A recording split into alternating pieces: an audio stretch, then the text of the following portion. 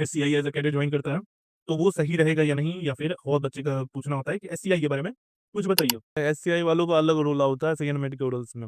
अगर आपको वो शिप भी मिलता है तो आप इस टेंशन में मत रहिए कि आप कोस्टल के इसमें आ गए, आप फॉरेन गोइंग नहीं जा पाएँगे। तो आप एससीआई में जा रहे हो, आपको एक ही शिप पे इतना एक्सपीरियंस मिल जाएगा कि जब आप सेकंड मेड क्लियर करोगे और किसी दूसरी कंपनी में भी अप्लाई करोगे, तो आपको आराम से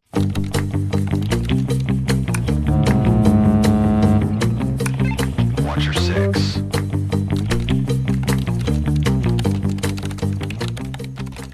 अभी बहुत बच्चे शिपिंग कॉर्पोरेशन ऑफ इंडिया के इंटरव्यू के लिए जा रहे हैं, ठीक है? बच्चों को मेल्स आ रहे हैं, बच्चे इंटरव्यू के लिए जा रहे हैं। तो उसी में कुछ बच्चों का डाउट है, क्या एससीआई जो कि शिपिंग कॉर्पोरेशन ऑफ इंडिया है, वो जॉइन करना वर्थ इट है? ठीक है?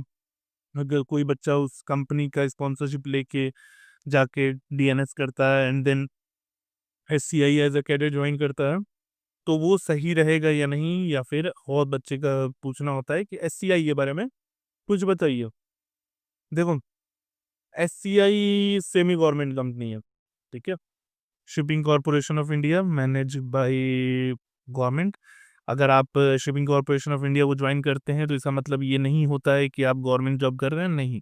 आप प्राइवेट जॉब ही कर रहे हैं, मैनेज करती है गवर्नमेंट, ठीक है? तो इस वीडियो में हम लोग एससीआई के बारे में बहुत सारी चीज़ें जानेंगे। लेकिन वीडियो स्टार्ट करने से पहले हम बता दें, अगर आप आईएमयू, सीडी या फिर स्पॉन्सरशिप की प्रिपरेशन कर रहे हैं तो डिस्क्रिप्शन में व्हाट्सएप ग्रुप का लिंक है, टेलीग्राम ग्रुप का भी लिंक है, आप उसको ज्वाइन कर सकते हैं।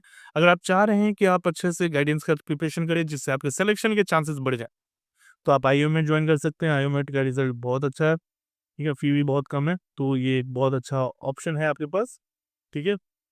अब देखिए, एससीआई एससीआई के जो भी बच्चे सेलेक्ट होते हैं वो जाते हैं एमटीआई में, मैरीटाइम ट्रेनिंग इंस्टीट्यूट, जो कि पोवई में है, और ये अपने आप में एक शहर है, ठीक है? इतना बड़ा कैंपस, इतने बड़े सिटी के बीच में, मतलब एक बड़े सिटी के बीच में एक छोटा सिटी बसा हुआ है, ठीक है?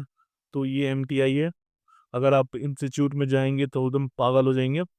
बहुत जबरदस्त इंस्टीट्यूट है, मतलब आपका कैंपस बहुत अच्छा है, ठीक है? पर कैंपस से किसको क्या लेना देना है? डीएनएस के लिए इम्पोर्टेंट होता है कंपनी, कि आपको किस कंपनी का स्पॉन्सरशिप मिल रहा है। तो जब भी हमसे कोई बच्चा पूछता है कि हमको एससीआई का स्पॉन्सरशिप मिल रहा है, तो क्या हमको जाना चाहिए? तो मेरा एक ही जवाब रहता है, something is better than nothing, ठीक है? मान लो कि आप ये बोल के छोड़ देते हो कि एससीआई में स्टाइपेंड कम है, वेटिंग ज़्यादा है, और आपको अगले बैच के लिए जाते हो, अगले बैच में भी आपका कुछ नहीं होता है, तो फिर उससे अच्छा तो वही था ना कि वेटिंग ले ले, डीएनएस करके वेटिंग कर लेते हो, ठीक है? आपको बता दें कि अगर यही चीज़ 2018 में हम सोचे होते हैं कि ग्रेट ईस्टर्न का स्टाइपेंड तो 15,000 रुपया है, क्या ही करेंगे? तो अगर ये चीज़ सोच के हम उस टाइम ग्रेट ईस्टर्न ना लिए रहते हैं, तो आज हम आपके सामने ये वीडियो नहीं बना रहे होते, और आज मेरी सैलरी 3 लाख के आसपास नहीं होती, ठीक है? तो ज़रूरी नहीं है कि आपका शुरुआत हमेशा एकदम हाई से हो, लो से भी शुरू करो। और आपको बस आपका अभी टारगेट क्या है? क्या आपका टारगेट है कि अभी कैडेटशिप से ही आप 50,000 रुपए कमाने लग जाओ? नहीं, आपका टारगेट है कि मर्चेंट नेवी जॉइन करना है, डीएनएस करना है, ठीक है? स्पॉन्सरशिप के साथ शिप जॉइन करके जल्दी से जल्दी कैडेटशिप कंप्लीट करके थर्ड ऑफिसर बनना है सेकंड मिड क्लियर करके, ताकि आप एक अच्छा खासा अर्निंग शुरू कर दो। अगर अभी आप पैसे के पीछे भागते हो कैडेटशिप में ही, तो फिर ये तो बेवकूफ़ी हो जाएगी, ठीक है? मान लो कि कैडेटशिप में आप पैसे के पीछे भाग रहे हो, आपको कोई कंपनी नहीं मिला, आप एससीआई, ग्रेड ईस्टर्न ये सब छोड़ दिए कि स्टाइपेंड कम है करके, और आपको कुछ नहीं मिला, तो आगे चल के आपका कुछ नहीं होगा, ठीक है? तो हम एक चीज़ तो हमेशा यही सोचते हैं कि हम बहुत लकी थे कि हम उस टाइम पे ये चीज़ नहीं सोचे कि ग्रेट ईस्टर्न का स्टाइपेंड तो बहुत कम है, क्यों जाएँ ग्रेट ईस्टर्न में। हमारे बहुत सारे दोस्त हैं जिनको हम जानते हैं, वो एससीआई भी गए, तो अच्छा हुआ वो भी ये चीज़ नहीं सोचे, अभी वो भी थर्ड ऑफिसर हैं, वो उनकी भी सैलरी 2.5-3 लाख रुपया है, ठीक है? तो ये चीज़ें हैं। अब आ जाओ एससीआई के बारे में एक्चुअल में क्या है? आपको बहुत बार बताया जाता है कि एससीआई जो है वो कोस्टल शिप चलाती है, फॉरेन गोइंग नहीं रहती है। बहुत डाउट्स आते हैं, बहुत लड़के बोलते हैं सैलरी बहुत कम है, फिर कुछ का ये रहता है कि प्रमोशन फास्ट है। तो ये सब चीज़ों के बारे में हम लोग एक एक करके जानते हैं। सबसे पहला आप आ जाओ कोस्टल शिप्स का जो ये अफवाह है। मोस्टली जो एससीआई के शिप्स हैं वो इंडिया गल्फ करते हैं, ठीक है। बहुत सारे शिप्स दूसरे भी कंट्रीज में जाते हैं, ऑस्ट्रेलिया, न्यूजीलैंड, यूएसए की तरफ भी जाते हैं बहुत शिप। लेकिन कुछ शिप्स हैं जो पुराने पुराने शिप्स हैं, वो इंडिया और गल्फ करते हैं। इंडिया में आएंगे, फिर उसके बाद से किसी गल्फ कंट्री में जाएंगे, फिर वापस इंडिया में आएंगे। तो जाहिर सी बात है, फॉरेन गोइंग है तो फॉरेन गोइंग तो रहेगा ही। तो आपका ये कोस्टल नहीं है, फॉरेन गोइंग है। कुछ शिप्स हैं जो सिर्फ इंडिया में ही आपको दिखेगा कि इंडिया में ही सेल कर रहा है, लेकिन वो फॉरेन गोइंग का भी स्टेटस मेंटेन करता है, ठीक है। वो 3-4 महीना कोस्टल चलेगा, फिर जाके एक फॉरेन गोइंग करके आ जाएगा, तो उसका स्टेटस मेंटेन रहता है फॉरेन गोइंग का। अगर आपको वो शिप भी मिलता है तो आप इस टेंशन में मत रहिए कि आप कोस्टल के इसमें आ गए, आप फॉरेन गोइंग नहीं जा पाए, ठीक है। तो वो फॉरेन गोइंग स्टेटस मेंटेन करता है, ठीक है। तो ये आपका कोस्टल और फॉरेन गोइंग वाला तो टेंशन खत्म हो गया, ठीक है। दूसरा चीज़ है, अगर सैलरी की बात करें तो हाँ, एससीआई में कैडेट की स्टाइपेंड थोड़ी सी कम है, थोड़ी नहीं बहुत कम है, ठीक है। लेकिन दूसरा फायदा ये है कि आपको एससीआई के शिप्स पे सीखने को बहुत कुछ मिल जाता है, ठीक है। दुनिया की कोई ऐसी इमरजेंसी नहीं होगी जो आप एससीआई के शिप में नहीं सीखेंगे, ठीक है।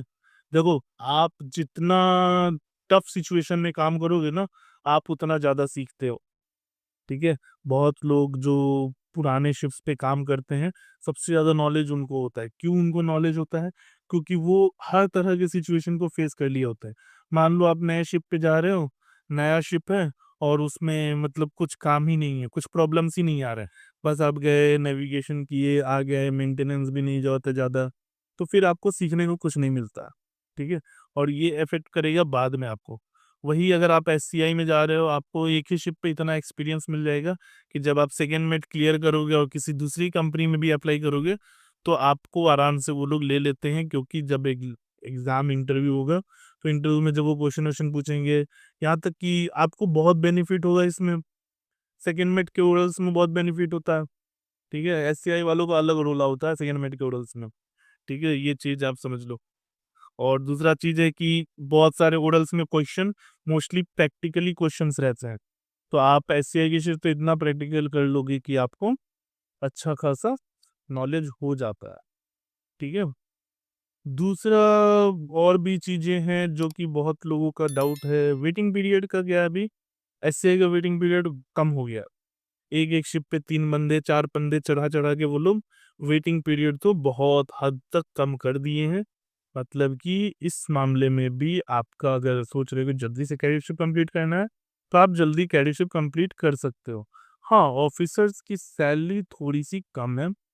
ऑफिसर की सैलरी मतलब आप समझ लो, थर्ड ऑफिसर की सैलरी 1.5 लाख 2 लाख के आसपास रहती है। तो compare to foreign companies like fleet, फिर तुम्हारा एंग्लो, ग्रेट ईस्टर्न, ये सब के कंपेयर में एससीए की सैलरी बहुत कम है। लेकिन प्रमोशन बहुत फास्ट है। आप 2 कॉन्ट्रैक्ट के बाद सेकंड ऑफिसर बन जाते हो। इंजीनियर्स में तो फोर्थ इंजीनियर 1-2 कॉन्ट्रैक्ट के बाद ही बन जाते हैं। फिर प्रमोशन बहुत अच्छा है, काफ़ी अच्छा है। तो ये आपके लिए बहुत अच्छा ऑप्शन हो सकता है। जो भी लोग, आप खुद सोचो कि अगर कंपनी अच्छी नहीं रहती तो लोग वहाँ सेल क्यों करते हैं, ठीक है। वहाँ सेल कर रहे हैं मतलब कंपनी अच्छी है, ठीक है। तो आप बस ये सोच के मत छोड़ दो कंपनी को कि हाँ स्टाइपेंड का मैं क्यों जाएं। अगर आपको मौका मिल रहा है, आपके पास और कोई कंपनी नहीं है, तो आप ज़रूर जाओ। एससीआई एक अच्छा ऑप्शन हो सकता है। और बाकी आप कमेंट में बता दो आपको और किस कंपनी इंस्टीट्यूट के बारे में जानना है, तो हम कोशिश करेंगे कि हम एक डिटेल वीडियो बना दें उस चीज़ के बारे में। और अगर आप चाह रहे हो कि आपको प्रिपरेशन करना है, तो आईएमयू मेट है ही, आप आईएमयू मेट में आ जाओ। चलो आज के लिए इतना ही रखते हैं, tata bye bye, take care.